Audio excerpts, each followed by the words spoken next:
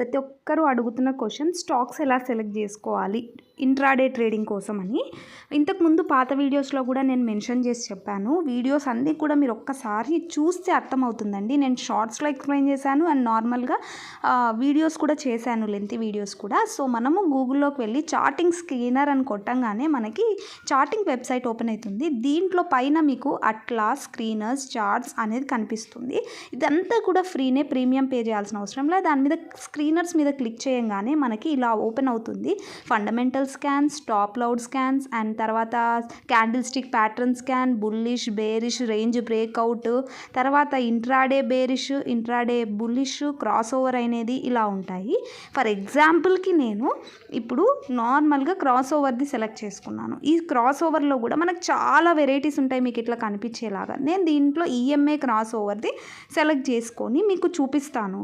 EMA cross over select చేసుకున్నప్పుడు మనకి ఏమవుతుందంటే అది స్కాన్ చేస్తుంది. ఆ క్రాస్ ఓవర్కి సంబంధించినది ఏవైతే ఉంటాయో ఇక్కడ 50 స్టాక్స్ దగ్గర మనకు చూపిస్తున్నాయి.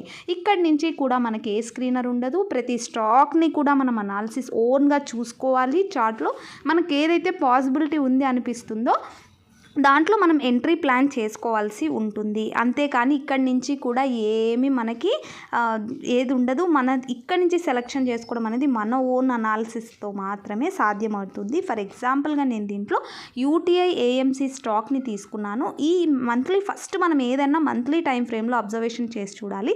ఎగ్జాక్ట్గా ఇది మనం ఒక హొరిజాంటల్ లైన్ని డ్రా చేసుకుంటే 2021లో ఏదైతే లెవెల్ ఉందో అది ఈ ఇయర్ అనేది క్రాస్ అయిపోయింది. ఆ లెవెల్ మీరు ఇక్కడ గమనిస్తున్నారు. 1213 అనేది ఎగ్జాక్ట్గా 2021లో టచ్ అయింది అండ్ ఇప్పుడు ఇది మనకి బ్రేక్అవుట్ అయ్యింది ఈ ఇయర్లో. సో అది సస్టైన్ అవుతుందా లేదా, ఎక్కడి వరకు క్యాండిల్ వెళ్ళింది అనేది 2 లైన్స్ని మనం డ్రా చేసి పెట్టుకున్నాం. 13-15 టచ్ అయ్యి అక్కడి నుంచి మూమెంటం అనేది లేదు. సో మనం ఇప్పుడు మంత్లీ టైం ఫ్రేమ్లో ఇలా అనాలిసిస్ చేసి పెట్టుకున్నాక దీన్ని వీక్లీలోకి చేంజ్ చేసుకోవాలి. వీక్లీ టైం ఫ్రేమ్లో మీరు అబ్జర్వేషన్ చేసి చూడాలి కింద వాల్యూమ్ ఎలా ఉంది, ఇంక్రీజ్ అవుతుందా లేదా.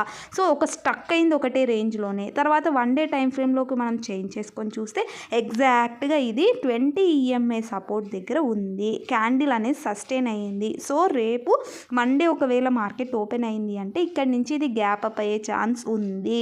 సో మనం ఇక్కడ ఒకవేళ వెళ్ళినా 1350 అయితే రేంజ్ టచ్ అవుతుంది. అక్కడి నుంచి 1400కి వెళ్తుందా లేదా అనేది మన ఓన్గా మన వాల్యూమ్ ఇంక్రీజ్ అవుతుందా లేదా, ఏవైనా మనకి మార్కెట్ మీద ప్రభావం చూసే ఎఫెక్ట్స్ ఏమైనా ఉన్నాయా చూసుకొని దాన్ని బట్టి మనం ట్రేడ్ ప్లాన్ అనేది తీసుకోవాలి అంతే. స్క్రీనర్స్ అనేవి ఎంతసేపు మనకు స్టాక్స్ని చూపిస్తాయండి. అక్కడి నుంచి సెలెక్ట్ చేసుకోవడం అనేది మన ఓన్గా చేసుకోవాలి. ఇదంతా రావాలి అని అంటే మనము ఎప్పుడైతే చార్ట్స్ని ప్రాక్టీస్ చేస్తూనే ఉంటామో, మనకు అర్థం కాకుండా చూస్తూనే ఉండాలి, ట్రై చేస్తూనే ఉండాలి.